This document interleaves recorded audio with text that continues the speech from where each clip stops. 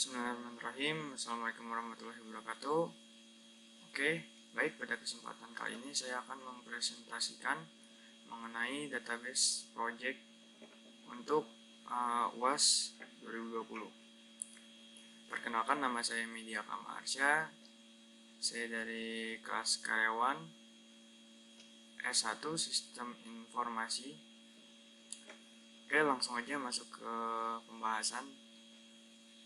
Yang pertama, saya akan menjelaskan terlebih dahulu form-form apa saja yang saya gunakan untuk membuat normalisasi ini. Nah, di sini bisa dapat kita lihat ada 3 form. Di antaranya itu adalah form nota penjualan, kemudian ada form faktur tagihan, kemudian kwitansi pembayaran. Ketiga form ini saling berkaitan satu sama lain. Nah, pada transaksi pertama ini, nota penjualan ini sebagai bukti stok barang yang dipesan oleh sebuah minimarket. Nota penjualan biasanya berisi detail barang-barang dengan harga beserta banyaknya jumlah barang yang akan dipesan oleh sebuah minimarket. Setelah itu, pada faktur tagihan, saya malah copy yang dari sini, tapi nggak apa-apa. Jadi pada faktur tagihan ini, di sini adalah kumpulan dari nota-nota penjualan yang dijadikan faktur untuk ditagihkan kepada si pelanggan. Nah, setelah itu ada namanya kwitansi pembayaran. Kwitansi pembayaran ini adalah tagihan-tagihan yang akan dibayarkan. Jadi maksudnya itu adalah bukti pembayaran yang sudah dilakukan oleh sebuah minimarket. Jadi kwitansi pembayaran ini bisa mencakup beberapa faktur tagihan. Pada sebuah minimarket dalam waktu 1 minggu biasanya bisa memesan beberapa barang yang nantinya akan tercantum pada nota penjualan dan kemudian akan masuk ke faktur tagihan. Untuk pembayaran biasanya si supplier memberikan waktu paling tidak 1 bulan sekali untuk melunasi semua pembelian yang telah dilakukan oleh minimarket tersebut. Dan jika pembayaran sudah dilakukan, transaksi tersebut akan masuk ke dalam bentuk kwitansi pembayaran. Nah, selanjutnya kita akan masuk ke tahap anormalisasi. Pada tahap anormalisasi, di sini kita akan menulis ulang tabel-tabel atau field-field yang bisa dijadikan teks-teks yang ada di sini yang bisa kita jadikan sebagai judul atau field. Nah, contoh di sini ada ada nomor nota ya. Nah, di sini ada nomor nota, kemudian ada tanggal. Kita bisa bikinkan tabel seperti ini. Begitupun selanjutnya. Oke. Kenapa di sini ada kesamaan ya? Ini sengaja saya bedakan. Yang nantinya ini bakal jadi calon data transaksi. Begitupun dengan tabel faktur tagihan, sama ya. Tabel faktur tagihan ini sama. Dia itu berasal dari sini. Nomor, tanggal, cara bayar, jatuh tempo, semuanya dimasukkan ke dalam tabel seperti ini. Nah, begitupun tabel kwitansi pembayaran. Jadi inilah yang disebut sebagai anormalisasi. Selanjutnya, nah, jadi pada tahap normalisasi yang pertama atau biasa disebut first normal form.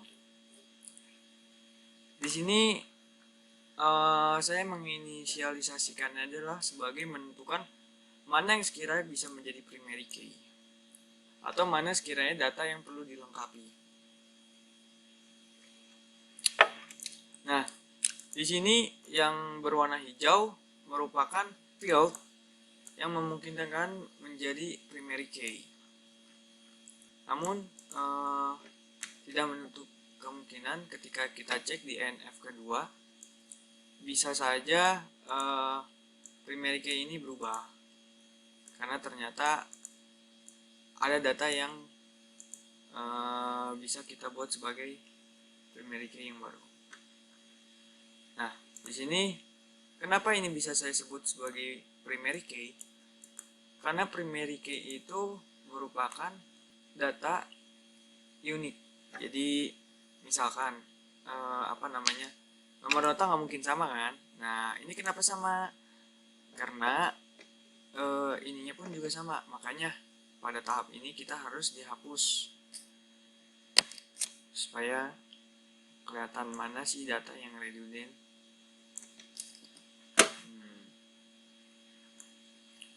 Sama ya, begitupun yang ini. Nah, makanya kenapa saya bedain ya warnanya biar kelihatan. Juga sama ya. Nah, ini udah kelihatan ya. Nah, ini adalah calon-calon yang bakal menjadi tahap normalisasi selanjutnya.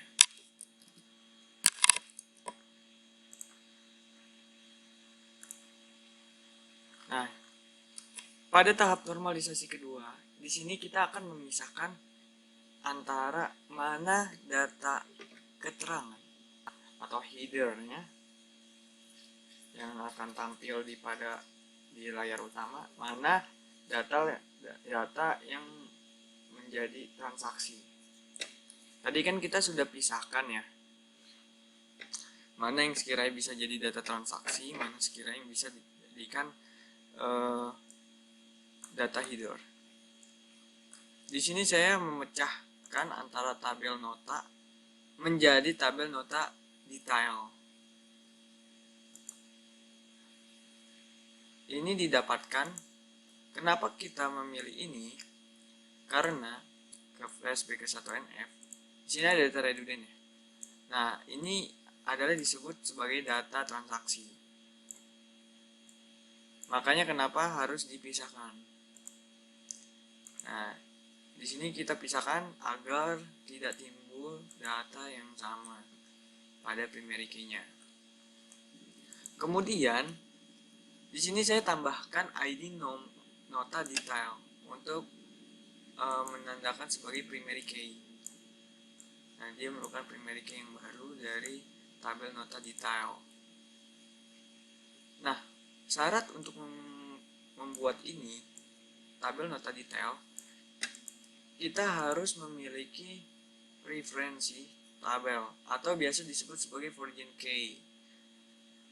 Nah, di sini data transaksi yang udah kita pisahkan ini, untuk menginisialisasikan bahwa ini adalah punya si nota, maka kita harus memasukkan nomor nota tersebut. Jadi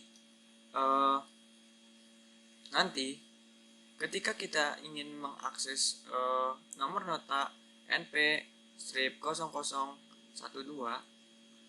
maka untuk mengecek apa saja sih yang dibeli atau yang dipesan pada nota 0012, oh ternyata ada sampo rambut, sikat gigi, odol. Nah, sama ya, untuk tabel faktur pun sama, kita pecah juga menjadi tabel faktur detail dengan cara yang sebelumnya saya sudah jelaskan. Selanjutnya kita masuk ke tahap 3NF. Nah, pada third normal form, di sini kita pecah lagi. Jadi pokoknya kita hilangkan field yang masih bergantung pada tabel lainnya, pada field lainnya. Maksudnya itu adalah tadi kalau kita lihat di 2NF tabel header. Nah, pada tabel header ini kan ada beberapa field yang memungkinkan untuk dijadikan master data atau data master. di sini ada kode pelanggan. Sebenarnya kita menginisialisasinya gampang. Kenapa kita harus buat lagi? Patokannya adalah, jadi pada blok yang berwarna orange ini merupakan primary key. Nah, sebetulnya ini sama aja ya. Sebenarnya ini sama-sama primary key, cuma warnanya aja yang kebikin beda. Jadi jangan terlalu fokus ya untuk warnanya. Intinya sih yang beda warna ini adalah primary key. Nah, jadi primary keying di sini berarti memungkinkan untuk dijadikan sebagai data master, seperti nama pelanggan, ya kan? Nama pelanggan kan harus kita dijadikan sebagai data master. Begitupun sebagai kode penjual, ada nama penjual. Nah, ini ada PIC pelanggan nih, dia terpisah dari sini. Nanti kita akan masukkan ke tabel pelanggan. Jadi pada 3NF ini, dari tabel keterangan dan tabel transaksi yang sudah kita buat atau tabel detail, ini kita jabarkan, kita pisahkan lagi menjadi master data yang baru, seperti tabel pelanggan, tabel penjual, tabel barang. Master data yang baru itu harus kita keluarkan dari header ini. Cuma jangan lupa kita tinggalkan primary key di sini karena bakal jadi origin key-nya. Selanjutnya kita memasuki tahap desain. Nah, tahap desain ini kita menentukan nama field dengan tipe datanya, kemudian panjang karakternya, dan deskripsinya. Nah, seperti nama strukturnya nota. Pada struktur nota ini atau tabel nota ini, field-fieldnya kita tuliskan kembali 3NF yang udah kita buat. Ini kita masukkan ke dalam nama field dan kita tentukan tipe datanya. Perlu diketahui juga di sini ada char dan juga ada varchar. Nah, ini kan sama-sama primary key ya. Kenapa sih kok yang ini dipakein varchar dan ini kenapa char? Kalau kita ini pakai varchar, yang seharusnya ukuran memorinya itu 5 MB, dia akan menambahkan jadi 1. Jadi seharusnya dalam length-nya itu 10, terus memori yang terpakainya adalah 5 MB, maka dia bakal ditambahin 1 jadi 6 MB. Sedangkan kalau kita pakai char, itu memorinya dia tetap. Kalau misalkan itu length-nya 10, oke, memori yang dikeluarkan tetap 5 MB. Beda ya sama varchar, dia bakal n+1. Nah, di sini kenapa ID nomor detail kita pakai varchar? Karena kalau misalkan posisi length-nya itu 5, berarti 5 karakter ya. Terdapat 5 karakter, sedangkan yang kita pakai itu cuma 1 karakter. Nah, itu memori yang kehitung adalah untuk 1 karakter. Sedangkan kalau misalkan ID nota detail kita pakai sebagai char, maka padahal yang kita pakai itu adalah memorinya karakter yang kita pakai cuma 1, tapi tetap terbaca oleh char, isinya ada 5 kali. Nah, seperti itu. Itu sedikit perbedaannya antara char dan varchar. Jadi tujuannya sih untuk efisiensi saja. Nah, lanjut ke topiknya. Setelah kita menuliskan ulang field yang ada beserta tipe data dan panjangnya, kemudian kita kasih deskripsi primary key, nomor nota kita buat sebagai primary key, kemudian yang orange ini adalah sebagai origin key. Nah, jangan terpaku oleh warna ya, karena di sini saya gunakan orange, jadi ikut-ikutan. Oh, itu primary key nih. Oh, bukan. Kalau ini adalah sebagai origin key. Kita tulis ulang sama seperti lainnya. Kenapa sih ini bisa disebut origin key? Nah, balik lagi. Jadi origin key itu perlu diketahui bahwa adalah primary key, tapi di tabel punyanya dia. Nah, contohnya apa sih? Kok bisa kayak gitu? Oke, kita lihat dari nama struktur nota. Dalam struktur nota ini, di sini terdapat kode pelanggan. Dia origin key dari tabel pelanggan, kode pelanggan. Nah, posisinya di nota kode pelanggan ini dia hanya sebagai field biasa, maksudnya bukan primary key. Dia itu nggak isinya itu nggak didasarkan oleh primary key. Jadi kode pelanggan di sini tuh boleh sama, maksudnya boleh sama kalau ketika datanya terkumpul, berarti kode pelanggan ini boleh sama semua. Beda dengan nota di sini nggak boleh sama karena dia bersifat unik, so primary key. Nah, coba kita lihat di sini kode pelanggan hanya sebagai pelengkap saja ya. Sedangkan kalau kita lihat di tabel pelanggan, dia itu sebagai primary key. Nah, itulah yang disebut origin key, yang dimana primary key dia menjadi primary key di tabelnya sendiri, sedangkan di tabel yang lain dia hanya pelengkap saja. Oke, baik. Step selanjutnya kita akan membuat database MySQL melalui CMD, command prompt. Nah, yang pertama yang harus kita lakukan adalah kita aktifkan terlebih dahulu Apache-nya dan juga MySQL-nya di exampp yang sudah kita buka ini. Jadi di sini saya sudah membuat database beserta tabel-tabelnya. Jadi saya hanya menjelaskan saja ya. Ya, sebelum itu kita masuk dulu ke tabel root. Sebelum itu kita pindahkan direktorinya ke C atau ke rootnya.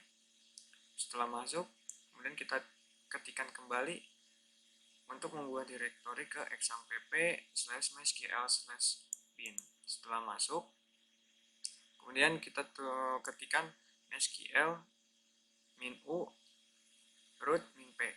Jadi maksudnya kita istilahnya mau login ke sistem MySQL-nya. Nah, karena kita nggak perlu tidak menggunakan password, akhirnya kita cukup enter saja di sini. Nah, selanjutnya sudah masuk, hal yang pertama yang harus dilakukan adalah kita buat database-nya terlebih dahulu. Di sini saya meng-create-nya sebagai database perusahaan. Setelah itu kita pilih database yang akan digunakan, yaitu database perusahaan. Selanjutnya kita akan membuat tabel nota. Jadi tabel nota ini adalah tadi ya Excel yang sudah kita desain dari 3NF. Nah, sini kita bisa lihat ya tabel nota di sini. Kemudian kita buat CMD-nya. Kemudian kita create table nota, masukkan nomor nota, tipe datanya char, panjangnya itu adalah 10. Nah, kita usahakan kita buat dulu semua. Setelah dibuat semua, kemudian kita tentukan primary key-nya yang mana. Tadi kita udah buat ya primary key-nya yang mana, yaitu nomor nota. Setelah itu enter. Begitupun selanjutnya kita buat juga untuk tabel nota detail, tabel pelanggan, penjual, barang, faktur detail, tabel cara, kwitansi. Terus, nah di sini saya ada kesalahan dalam menginput panjang karakternya. Tadi 5, nah, saya rubah menjadi 4. Selanjutnya, jika sudah semua, coba kita tes deskripsi untuk mengecek field dan tipe yang sudah kita buat apakah betul atau enggak. Nah, di sini udah dibuat ya. Sudah dibuat. Itu pun yang lainnya. Setelah ini dibuat, kemudian kita buat juga origin key-nya. Caranya itu ketikkan alter tabel nota add origin key. Jadi kita akan menambahkan origin key di dalam tabel nota dengan referensi tabel pelanggan pada field kode pelanggan. Nah, di sini ini sebelum bukan des pelanggan tapi deskrip nota. Nah, pada deskrip nota muncul bacaan mul. Nah, mul ini berarti kita sudah menentukan origin key untuk si tabel nota ini. Lakukan seperti sama yang dengan yang lainnya. Sudah kita buat. Setelah kita buat, tahap terakhir adalah kita cek relasinya. Nah, selanjutnya kita akan mengecek relasi primary key dan origin key yang sudah kita buat. Nah, jadi garis-garis ini adalah origin key. Jadi ini adalah tabel relasi. Oh, untuk nota ini berelasi dengan tabel si pelanggan. Karena ada kode pelanggan di sini dan juga ada kode pelanggan di sini. Caranya itu sebelumnya kita masuk dulu ke database yang sudah dibuat. Selanjutnya kita pilih lainnya dan desainer. Nah, nanti akan muncul seperti ini. Nah, ini kan berantakan ya. Tadi udah sempat saya rapikan. Kemudian nanti kalian tinggal rapikan saja seperti yang sudah saya buat sebelumnya. Cukup sekian penjelasan dari saya. Mohon maaf bila masih ada kekurangan apa yang saya jelaskan tadi. Terima kasih. Wabillahi taufiq wal hidayah. Wassalamualaikum warahmatullahi wabarakatuh.